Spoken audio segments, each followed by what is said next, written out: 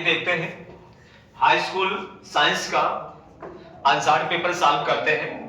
कौन सा? 2025 का सेट 7, 2025 का सेट नंबर 7, कौन सा? सेट 7 का सीपी। उल्टा हम लोग सॉल्व करेंगे, केमिस्ट्री और बायो का यहाँ पर पोर्शन सॉल्व करेंगे हम लोग। पहला क्वेश्चन है आपका यहाँ पर 8 नंबर पे आएगा। किस नंबर पर?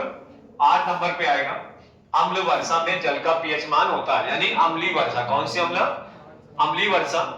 तो यहाँ पर अम्ल है कौन सा? यहाँ पर चाहे आपका HCl हो, चाहे आपका H2SO4 हो, चाहे आपका HNO3 हो, कौन सा? HNO3 हो। हाइड्रोक्लोरिक एसिड, आपका सल्फ्यूरिक एसिड और ये नाइट्रिक एसिड। अम्लीय वर्षा क्या होती है कि जितने भी, जैसे आपका कार्बन डाइऑक्साइड हो गया, कार्बन मोनोऑक्साइड हो गया, सल्फर डाइऑक्साइड हो गया, इनके ऑक्साइड क्या होते हैं? ये आपकी अर्थ है। इस अर्थ से आपकी जो गैसें होती हैं क्या होती हैं? जो गैसें होती हैं, गैसें वो क्या होती हैं? एटमॉस्फेयर पर ऊपर पहुंचती हैं यहाँ पर, और इस सरफेस पर रुक जाती है। रुकने के बाद में क्या होता है कि इनके पहुंचते क्या है? इनके ऑक्साइड पहुंचते हैं। क्या पहुंचते हैं? ऑक्साइड पहुंचते हैं, यानी जो आपकी गैसें, कार्बन डाइऑक्साइड हो गया, सल्फर डाइऑक्साइड हो गया, सल्फर मोनोऑक्साइड हो गया, इनके ऑक्साइड कहां पर? एटमॉस्फेयर में पहुंचते हैं। और पहुंचने के बाद में किससे? जल से क्रिया करके। किससे करके? जल से क्रिया करके, वाटर से क्रिया करके क्या बनाते हैं? एसिड बनाते हैं। क्या बनाते हैं? एसिड बनाते हैं। यानी कि जो गैसें हैं, गैस जैसे आपने कहा sulphur dioxide, sulphur, carbon dioxide, ये आपके ऑक्साइड पृथ्वी से कहां पर? एटमॉस्फेयर में पहुंचे। पहुंचने के बाद में वाटर से रिएक्ट किया, और रिएक्ट करने के बाद में एसिड बनाया, और ये जो एसिड बन चुका है ये कहां पर आएगा? नीचे आएगा। कहां पर? नीचे अर्थ पर आएगा। तो इसे क्या बोलते हैं? अम्लीय वर्षा। क्या बोलते हैं? अम्लीय वर्षा बोलते हैं। जो अम्लीय वर्षा होता है उसका पीएच मान पूछ रहा है। पीएच मान कितना होता है? 5.6 से कम। क्या होगा? 5.6 से कम होगा। यहाँ पर 7 न्यूटन होता है। किसका? जल का होता है। इनमें से कोई नहीं ऑप्शन 5.6 से अधिक हो जाएगा तो हमारा बहुत बढ़ जाएगा, उधर कहां पर? न्यूट्रल की ओर और बेस की ओर ट्रांसफर होने लगेगा। तो हमारा ऑप्शन कौन सा होगा? 5.6 से कम होगा। उसके बाद कह रहा है अक्रिया ZnCuO। जेरियन का मतलब क्या है? जिंक है। क्या है? जिंक है। CuO का मतलब क्या है? Copper oxide. क्या है? Copper oxide. यानी जब जिंक कॉपर ऑक्साइड से अक्रिया करता है तो बनता क्या है? कॉपर आपका अलग होता है, और क्या बनता है? जिंक ऑक्साइड बनता है। इसमें कह रहा है कि जिंक अपचयित होता है, कार्बन, कॉपर ऑक्साइड क्या होता है? अपचयित होता है। फिर कह रहा है कॉपर अपचयित होता है, फिर कह रहा है जिंक ऑक्साइड अपचयित होता है। अब देखिए यहां पर ये क्या है? आपने पढ़ा हुआ है ऑक्सीकरण अपचयन अपक्रिया। ऑक्सीकरण का मतलब क्या होता है?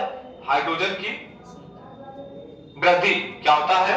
हाइड्रोजन की वृद्धि। और अपचयन का मतलब होता है हाइड्रोजन की कमी। वहां पर तो यहां पर हुआ क्या कि ये देखिए जिंक है, और इधर जिंक से, जिंक में क्या हुआ है? वृद्धि हुई है। किसकी वृद्धि हुई है? यहां पर किसकी वृद्धि हुई है? ऑक्सीजन की। किसकी वृद्धि हुई है? ऑक्सीजन की। और इस कॉपर से आपका ऑक्सीजन निकला हुआ है। इस कॉपर से क्या हुआ है? ऑक्सीजन निकल गया। तो यहाँ पर कॉपर बचा हुआ है, और यहाँ पर क्या बचा हुआ है? यहाँ पर हमारा जिंक के साथ में ऑक्सीजन जुड़ा हुआ है। क्या जुड़ा हुआ है? ऑक्सीजन जुड़ा हुआ है। तो कह रहा है कि होगा क्या? तो यहाँ पर जो CuO है, कॉपर ऑक्साइड है, इसका हो रहा है क्या? अपचयन। क्या हो रहा है? अपचयन हो रहा है। तो हमारा आंसर होगा इसमें कॉपर ऑक्साइड का अपचयन होता है, ये अपचयित होती है। उसके बाद में तीसरा है कार्बन परमाणु की संयोजकता कितनी होती है? कार्बन परमाणु की संयोजकता कितनी होती है? 4 होती है। क्योंकि हमने पढ़ा है कार्बन कैसा होता है? टेट्रावैलेंसी। कैसा होता है? टेट्रावैलेंसी होता है। चतुष्फलकी होता है कार्बन। ये कार्बन होता है, और इस तरह से 4 फलक होते हैं। कितने फलक होते हैं? 4 फलक होते हैं। और कार्बन की संयोजकता आपका परमाणु क्रमांक 6 होता है, और इसका इलेक्ट्रॉनिक विन्यास 2,4 है। 12वीं कक्षा में 4 इलेक्ट्रॉन होते हैं, और ये क्या होता है? चतुष्फलकी होता है, 4 संयोजकता रखता है। ऑप्शन कौन सा होगा? बी नंबर होगा। उसके बाद में धावन सोडा। कौन सा? धावन सोडा। धावन सोडा का जो फार्मूला होता है वो क्या होता है? Na2CO3 into 10H2O क्या होता है? Na2CO3 into 10H2O। 10 अणु जल के जब ऐड होंगे तो हमारा बनेगा धावन सोडा। धावन सोडा का मतलब होता है जैसे निरमा सर्फ एक्सेल वगैरह होता है, साबुन में पड़ता है तो जिससे हम धोते हैं, साफ आपका निरमा पाउडर हो गया। तो कैसा होता है? बेस होता है। कैसा होता है? क्षार होता है ना। क्या होता है? क्षार होता है, बेस होता है। तो यहाँ पर ऑप्शन कौन सा होगा? क्षारकी। कौन सा होगा? क्षारकी होगा। उसके बाद कह रहा है एथेनॉल की सोडियम धातु से अपक्रिया होने पर उत्पन्न होती है। एथेनॉल का मतलब क्या है? एथेनॉल का मतलब है C2H5OH। C2H5OH एथेनॉल हो गया। ठीक है, क्या हो गया? एथेनॉल हो गया। ये हो गया एथेनॉल। क्या हो गया? एथेनॉल। बोल रहा है सोडियम धातु से। सोडियम धातु का मतलब क्या है? सोडियम का मतलब Na। सोडियम का मतलब Na। अब यहाँ पर सोडियम धातु से अपक्रिया हुआ, कह रहा है उत्पन्न होती है। तो यहाँ पर उत्पन्न होती है का मतलब है कि ये आपका C2H5 अलग होगा। यहाँ पर C2 क्या होगा? C2H5 अलग होगा और उसके बाद क्या बचेगा? Na। क्या बचेगा?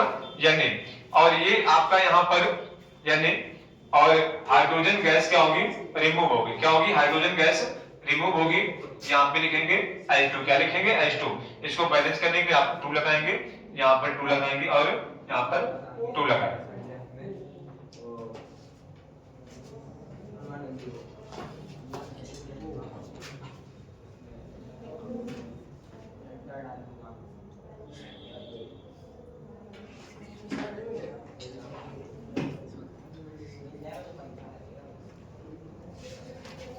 कौन सी गैस होगी? Hydrogen gas. बंद कर दें। सही है। C2H5OH आपका यहाँ पर 2Na यानी कि एथेनॉल की अपक्रिया सोडियम धातु से की गई तो आपका यहाँ पर ये अलग हुआ और लास्ट में हमारा क्या बचा? H2। क्या बचा? H2। तो यहाँ पर होगा हाइड्रोजन गैस। कौन सी? हाइड्रोजन गैस मुक्त होगी। उसके बाद में अपक्रिया HCl NaOH और NaCl बना, यहाँ पर H2 निकला। तो HCl क्या है? ये अम्ल है। क्या है? अम्ल है। NaOH क्या है? क्षार है। HCl आपका हाइड्रोक्लोरिक एसिड है। ये आपका सोडियम हाइड्रोक्साइड है। जब अम्ल की अपक्रिया क्षार से होती है तो क्या होता है? लवण बनता है। क्या बनता है? लवण बनता है। और यहाँ पर जल निकला तो यहाँ पर ये अपक्रिया था। जब आप अम्ल की अपक्रिया क्षार से कराएंगे तो अपक्रिया होगी हमारी कौन सी? उदासीनीकरण अपक्रिया। कौन सी अपक्रिया? उदासीनीकरण अपक्रिया होगी।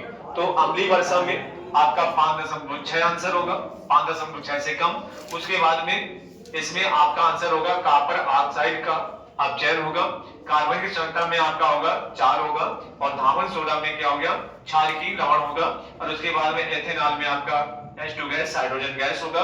और अपक्रिया HCl NaOH और NaCl ये आपका साल्ट है, कॉमन साल्ट है। और ये हमारा है नमक। क्या है? नमक, जिसे कॉमन साल्ट बोलते हैं। और ये है आपका उदासीनीकरण अपक्रिया। अम्ल की अपक्रिया क्षार से कराएंगे तो बनेगा क्या? साल्ट प्राप्त होगा, लवण बनेगा और हमारी ऐसी अपक्रिया कहलाएगी उदासीनीकरण